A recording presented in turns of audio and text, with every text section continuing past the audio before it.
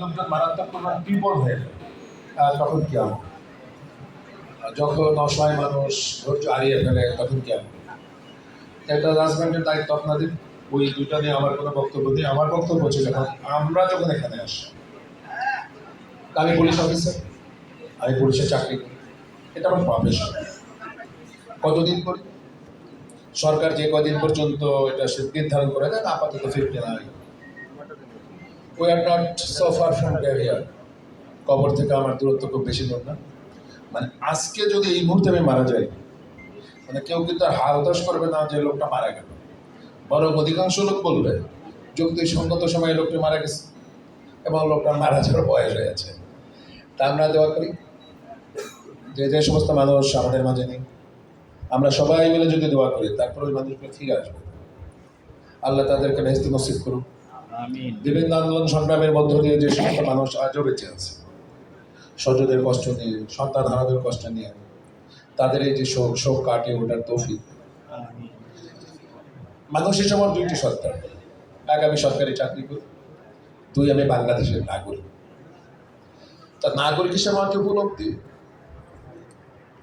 2024 সালের জুলাই এবং আগস্ট মাস, যেটাকে আমরা গণ অভ্যুত্থান বলি, যেটাকে বিপ্লব বলি, আমরা যে নামই বলি না কেন, এই বিপ্লব এবং গণ অভ্যুত্থান খুব মানে অনস্বীকার্য ছিল, ইনএভিটেবল রিয়েলিটি। এখান থেকে পরিত্যাগের উপায় ছিল না। কেন ছিল না? ছিল না এই কারণে, যিনি আমার নেতা, যিনি আমাকে নেতৃত্ব দেন, কিন্তু তার মানবিকগুলো হারিয়ে ফেললেন, নেতৃত্বের গুণাবলী হারিয়ে ফেললেন, তার যে সততা সেটা হারিয়ে ফেললেন, সঠতার আশ্রয় দিলেন। একটা যে পালস, মানুষের সাধারণ মানুষের যে পালস, এইটা বোঝার জায়গাটা ভুলে গেল। আমরা যারা চাকরি করি, আমরা ইউনিফর্ম করি, আমাদের যে পেশাগত যে দায়িত্বটুকু, ওইটাও আমরা পালন করি না। আমাদের যে প্রিয় শিক্ষক যদি কেউ থাকেন, আমাকে মাফ করে দিয়ে, হয় তাকে ব্যক্তিগত আক্রমণ করি না। এমন এক জায়গায় যে শিক্ষকের কাছে ছাত্রী নিরাপদ না, এমন এক জায়গা মসজিদের ইমাম বলাৎকারের সাথে জড়িত। এমন এক সময়, যে সময়ে ধরেন যে ব্যবসা বাণিজ্য সহ সমস্ত যে প্রতিষ্ঠানগুলো নিয়ে কথা বলে। তা এইরকম একটা অবস্থায় আমরা যারা মধ্যবয়সী মানুষ, আমরা যারা আপোষকামী মানুষ, আমরা যারা সত্য মিথ্যা মিক্সিং করে চলি, যারা কালোকে কালো বলি না, সাদাকে সাদা বলি না, কালোকে ঈশ্বর কালো, সাদাকে সাদার মতো এইভাবে বলি, তখন ঠিক ওই সময় দাঁড়িয়ে আবু সাইদ, মুগ্ধ, ওয়াসিম, বেলাল, এই সময় অজস্র যারা আছেন ছোট ছোট মানুষ, তারা জীবন দেয়। তার রক্ত দেওয়া, জীবন দেওয়ার যে ইতিহাস এই বাঙালি জাতির, এটা নতুন কিছু না। ফরায় যে আন্দোলন করে দুদুমিয়ারা জীবন দিয়েছে, তার যারা অনুসারী, খেলাফত তৈরি করার জন্য আমাদের পূর্বসূরীরা দিয়েছে, এবং এটাই যে শেষ হবে তাও। এই যে অ্যাকাউন্টেবিলিটি হারিয়ে ফেললাম, একটা রাষ্ট্রের কর্মচারী হিসাবে কারো মানুষের কাছে মানে অ্যাকাউন্টেবিলিটি থাকবে না, এটা হইতে পারে। যারা রাজনৈতিক নেতৃত্ব, তাদের সম্পর্কে আমাদের কমেন্টস করা উচিত। নিশ্চয়ই বাংলাদেশের নাগরিকের কাছে তার একটা অ্যাকাউন্টেবিলিটি আছে, আমরা সেই জায়গাতেও হারিয়ে ফেললাম। তা আমাদের শহীদ আবু সাইদ, আমাদের মুগ্ধ, আমাদের ওয়াসিম, আরও যারা যারা জীবন দিল, ঠিক আমাদেরকে ওই অ্যাকাউন্টেবিলিটির জায়গাতে জাস্ট ওই জায়গাটা নক করে দিল। As a practising Muslim, we are very much accountable to Almighty Allah in doomsday. কালকে আমাদের দিনে আল্লাহর হিসাবের জায়গা থেকে আমি এই রাজ্যে চাকরি করি, পুলিশ অফিসে, হয়তো 3 মাসের একটু বেশি সময় ধরে আমি এখানে জয়েন করছি। আমি আমাদের সার্ভিসে কাজ করি, যে সার্ভিসে যে কোনো মানুষ অনেকক্ষণ কথা বলতে পারে। তখন এইটুকু বুঝি নেতিবাচক যে জায়গাগুলো থাকবে, নেতিবাচক যে জায়গাগুলো থাকবে, কিন্তু পুলিশ সমাজে কতদিন পর্যন্ত এক্সিস্ট করবে? পুলিশ সমাজে অতদিন পর্যন্ত এক্সিস্ট করবে যতদিন পর্যন্ত মহান আল্লাহ তাআলা এই পৃথিবীতে কিয়ামত না আনবে। তার মানে কিয়ামতের পূর্ব পর্যন্ত পুলিশ আসে। এই সমাজে ডেভেলপমেন্ট বলে, মানবিক ভ্যালুস বলে, মানবিক কাজ বলে, সমাজের যে কোনো জায়গাতে পুলিশের সাথে একদম লিঙ্ক, এবং এই লিঙ্কিংয়ের কারণে পুলিশকে মুখোমুখি হতে হয়। কিছুদিন আগে আমাদের স্বরাষ্ট্র উপদেষ্টা মহোদয় এসেছিল আমাদের শিল্পকলাতে। তো অনেক সুধীজন, অনেক জ্ঞানীজন, অনেক ডিপ্রাইভ মানুষ, অনেক আশাবাদী মানুষ, অনেক বিপ্লবী মানুষ, অনেক চাকরিক মানুষ তো অনেক কোশ্চেন করেছে।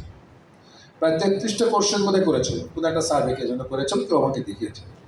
এই 33টা কোশ্চেনের মধ্যে শুধুমাত্র 4টা কোশ্চেন, 4টা প্রশ্ন আমাদের ডিপার্টমেন্টের সাথে রিলেটেড, বাকি সবগুলো পুলিশের সাথে রিলেটেড। তাহলে কেন এই মানুষ এই কোশ্চেনগুলো করে? কোশ্চেনগুলো করে হচ্ছে আপনার স্বপ্নের জন্য, আপনার বেঁচে থাকার জন্য। আপনারা এখন আমাদেরকে ভালোবাসেন এবং আমাদেরকে ভালোবাসেন বলে আমাদের সমালোচনা করেন।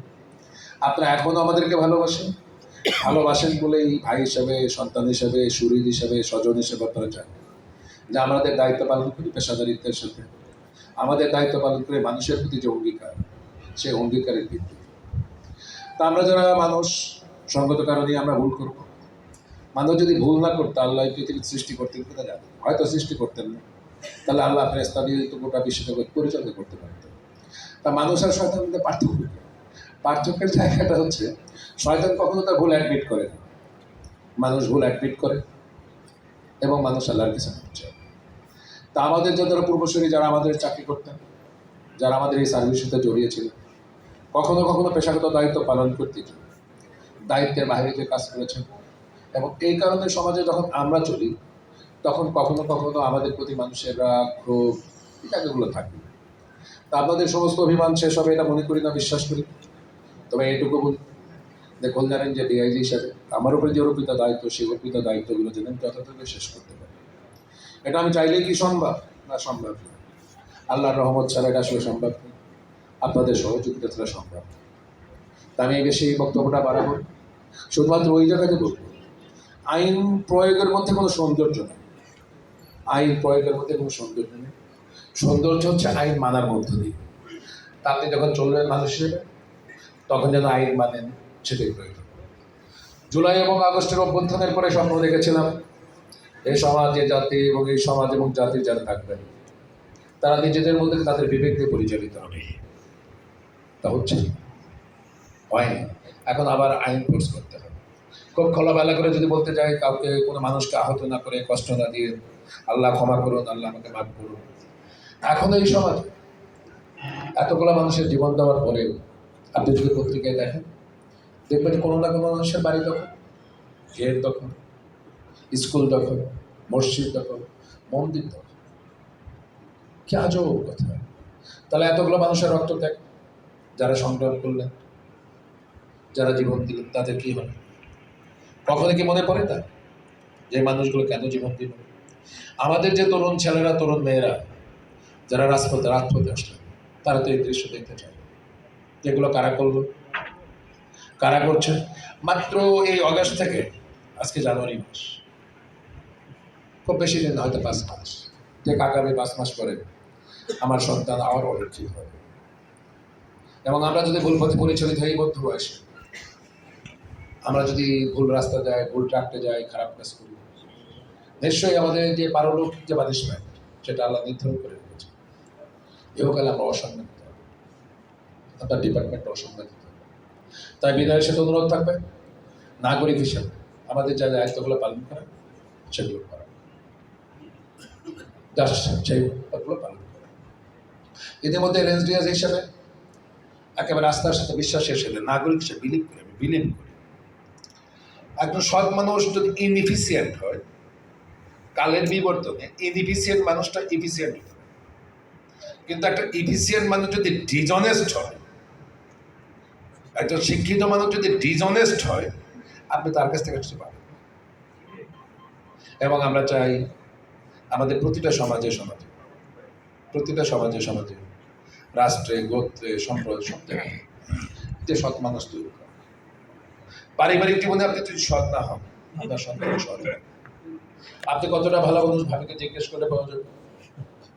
দিনের আলোতে যখন আমরা সবাই সামনে থাকি, তখন আমরা অনেক অপরাধী করি।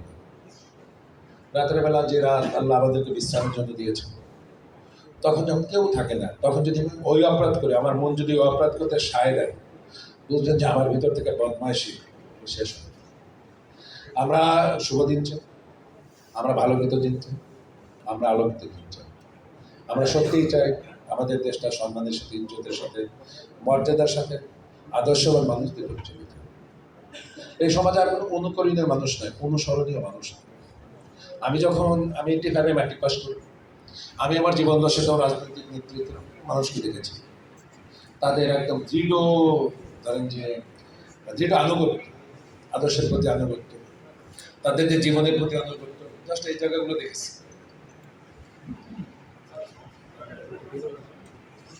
অনুসরণীয় কোনো মানুষ নয়। আপনি কি ইমাজিন করতে পারেন 80-র দশক কোনো কারণে ধরেন আমার কোনো একটা আঙ্কেল কোনো একটা মেয়ের সাথে রিলেশন করেছিল, প্রেম করেছিল, কোনো কারণে বিয়ে করে, অথবা বিয়ে হয় না, অথবা তিনি যখন যে মুহূর্তে তার বিয়ে করার দরকার ওই মুহূর্তে তিনি আরো চাকরি পান, অভিমানে ক্ষোভে রাগে তিনি আর জীবনে হয়তো কাজটা করেন, তার প্রতি কমিটমেন্টের রাখেন। আজকে ওই জায়গাগুলোতে একেবারেই শেষ, আগেগুলি নেই। তা আমরা মনে করি যে সামনের যেদিন আমাদের যে সমস্ত শহীদ আত্মা, যাদের রক্তের মধ্যে আজ আমরা অফিসের টাকার সম্পর্ক থাকে, তখন ওই মানুষ কি সার্ভিস দেবে, এটি সম্ভব? আমি এসে এখন কনস্টেবল থেকে সাব ইন্সপেক্টর, সার্জেন্ট সব একেবারে শতভাগ লটারি দিয়ে এই পোস্টিংগুলো। মাঝে মধ্যে একবার আমার বন্ধু জিজ্ঞেস করলো যে ঠিক আছে ধর্মী লটারি কতটা পারবি? তা বললাম ভাই আমি স্কলার মানুষ না, আমি যে কারণে যে উদ্দেশ্যে কাজটি করি সেই উদ্দেশ্য মহৎ, ইনশাআল্লাহ আমাকে ক্ষমা করবে, লাইন করতে দিবে।